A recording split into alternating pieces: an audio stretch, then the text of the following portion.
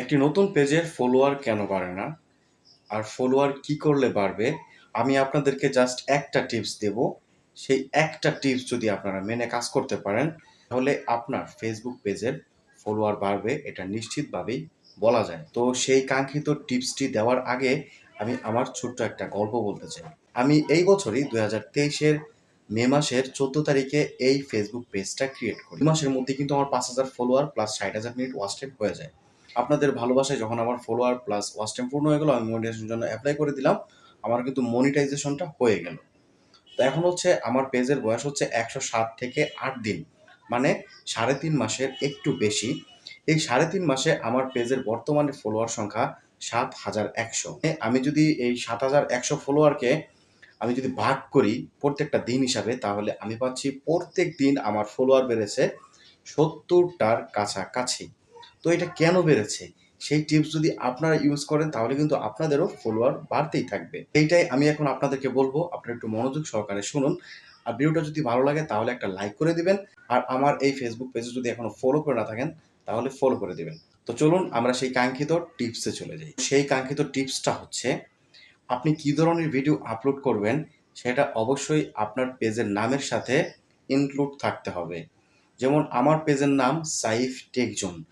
নামটা দেখেই কিন্তু মানুষ বুঝতে পারবে যে আমার এই পেজে আমি টেকনিক্যাল রিলেটেড ভিডিও আপলোড করে থাকি। তো যারা টেকনিক্যাল রিলেটেড ভিডিও পছন্দ করে, তারা কিন্তু আমার পেজটা ভিজিট করবে। তারপর আমার পেজটা যখন তারা ভিজিট করবে, ভিজিট করার পরে কিন্তু তারা, যদি ভালো লাগে তাহলে কিন্তু আমার পেজটা ফলো করবে। আচ্ছা, এখন ফার্স্ট অফ অল আপনাকে কি করতে হবে? আপনার পেজের নামটা সিলেক্ট করতে হবে। আপনার কি ধরনের ভিডিও আপলোড করেন সেটার সাথে কিন্তু আপনার পেজের নামটার মিল থাকতে হবে। নাম্বার 1 চলে গেল। তারপর সেকেন্ড যে টিপসটা হচ্ছে, আপনার পেজে আপনাকে অবশ্যই এক ধরনের ভিডিও আপলোড করতে হবে। আপনি যদি টেক রিলেটেড ভিডিও আপলোড করেন, তাহলে আপনি ফেসবুক, ইউটিউব টেক রয়েছে, এটা হচ্ছে এক ধরনের নিশ। অন্যদিকে গ্যাজেট টেক রয়েছে, সেটা হচ্ছে এক ধরনের নিশ। অন্যদিকে কিন্তু পিসি বিল্ডিং এর টিপস রয়েছে, সেটা হলো অন্য ধরনের নিশ।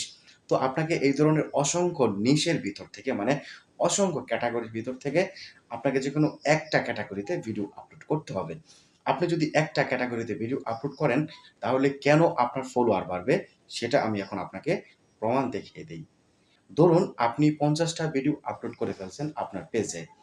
আপনি রিলস হোক বা বড় ভিডিও হোক, এখান থেকে যেকোনো একটা ভিডিও ভাইরাল হয়েছে, মানে 50 বা 1,00,000 ভিউ হয়েছে। 1% লোক আছে যে আপনার ভিডিও থেকে আপনাকে ফলো করে দিবে।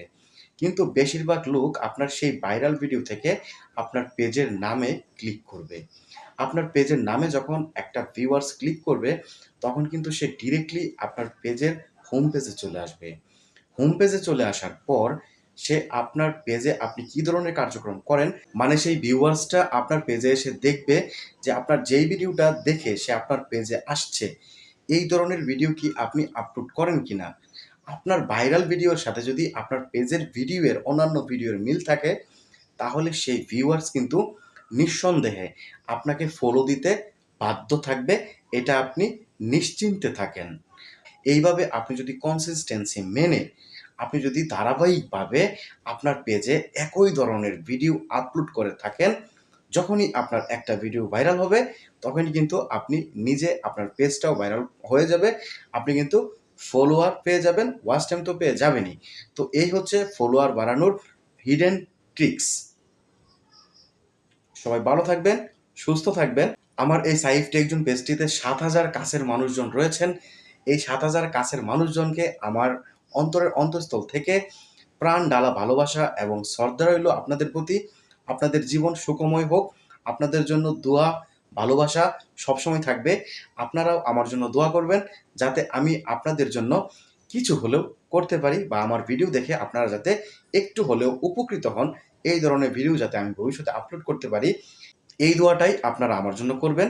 আপনাদের দোয়ায় ইনশাল্লাহ আমি এগিয়ে যাব অনেক দূর, আপনাদেরকে সাথে নিয়েই। সবাই ভালো থাকবেন, সুস্থ থাকবেন। দেখা হচ্ছে পরবর্তী কোনো এক নতুন ভিডিওতে।